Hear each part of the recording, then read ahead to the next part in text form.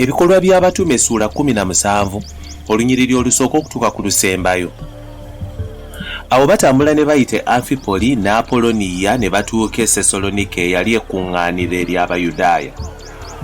Awo Pawulo nga bwe yali empisa ye n'ayingira mu bo n'amala essabbiiti 3 n'awakana nabo mu byawandiikibwa ng'annyonnyolera ng'ategeeza bwe kyali kyetaagisa Kristo okubonyaabonyezebwa n'okuzuukira mu bafu era nti oyo Yesu gwe mbabuulira ye Kristo. Abamu ku bo ne bakkiriza ne beegatta ku Pawulo ne Siira era n'Abayonaani abeegendereza ekibiina kinene wamu n'abakazi abakulu mu kibuga ekyo bangi.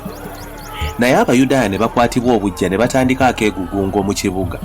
Ne bazingiza ennyumba ya Yasooni nga banoonyaamu Pawulo ne Siira babatwale mu maaso g'abantu. Bwe bataabalaba ne bawalula Yasooni n'abooluganda abamu ne babatwala mu maaso g'abakulu ab'omu kibuga nga boogerera waggulu nti, bano abavuunika ensi bazze ne wano ne Yasooni yabasembezezza. Bano bonna bajeemera amateeka ga Kayisaali nga bagamba nti waliko kabaka omulala Yesu. Ekibiina n'abakulu ab'omu kibuga bwe baawulira ebyo ne basasamala. Bwe baamala okweyimirira Yasooni ne banne ne babata. Abangwaga abooluganda ne basindika kiro Pawulo ne Siira okugenda e Beroya. Nabo bwe baatuuka eyo ne bayingira mu kkuŋŋaaniro ly'Abayudaaya.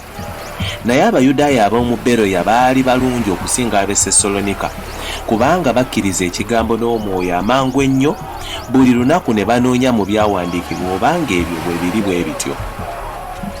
Abayudaaya bangi ne bakkiriza era n'abakazi Abayonaani bangi ab'ekitiibwa n'abasajja nabo ne bakkiriza. Naye Abayudaaya ab'e Sesolonika bwe baategeera ng'ekigambo kya Katonda kibuuliddwa Pawulo ne mu Beroya era ne bagendayo ne batabangula ekibiina. Awo amangu ago abooluganda ne basindika Pawulo okugenda ku nnyanja, Siira ne Timoseewo bo ne basigala e Beroya. Abaawerekera Pawulo ne bagenda naye okutuukira ddala mu Asene ne bakomawo e Beroya nga batumye bagambe Siira ne Timoseewo bagende mangu gy'ali. Naye Pawulo bwe yali mu Asene ng'alindirira, omwoyo gwe ne gumuluma bwe yalaba ekibuga nga kijjudde ebifaananyi. Awo n'awakaniranga mu kkuŋŋaaniro n'Abayudaaya n'abaali batya Katonda era ne mu butale n'abo abaamusisinkananga. Awo abantu abamu abafirosoofu, ab'Epikuliyo n'Abasitoyiiko ne bamusisinkana. Abamu ne bagamba nti ayagala kwogera kyabujaabuja n'ono. Abamu ne bagamba nti afaanana ng'abuulira abalubaale abajja, kubanga yali ng'abuulira Yesu n'okuzuukira. Ne bamutwala ne bamuleeta mu Aleyopaago nga bagamba nti tunaayinza okutegeera okuyigiriza kuno okujja kw'oyogera nga bwe kuli, kubanga oleeta ebigambo bijja mu matu gaffe. Kyetuva twagala okutegeera amakulu g'ebigambo bino. Abaseene bonna n'abagenyi abaabangayo tebaakolanga kintu kirala wabula okwogeranga oba okuwuliranga ekigambo ekijja. Pawulo n'ayimirira wakati mu Aleyopaago n'agamba nti abasajja abaseene, mbalabye mu byonna nga mutya balubaale, kubanga bwe mbadde mpita ne ntunuulira bye musinza era ne nsanga ekyoto ekiwandiikiddwako nti kya Katonda atategeerwa. Kale kye musinza nga temukitegeera nze kye mbabuulira. Katonda eyakola ensi n'ebirimu byonna, oyo kubanga ye Mukama w'eggulu n'ensi, tabeera mu masaba agakolebwa n'emikono so taweerezebwa mikono gy'abantu ng'eyeetaaga ekintu, kubanga oyo y'abawa bonna obulamu n'okussa omukka ne byonna.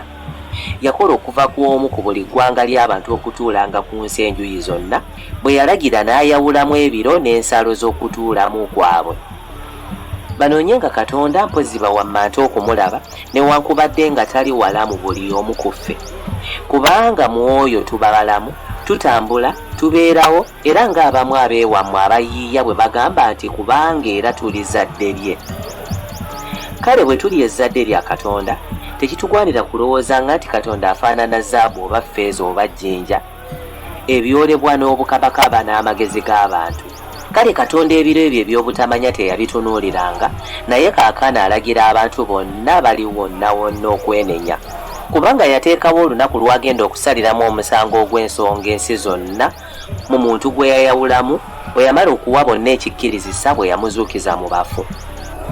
Naye bwe baawulira okuzuukira kw'abafu abamu ne baŋŋoola, abalala ne bagamba nti era tuli kuwulira nate olw'ekigambo ekyo.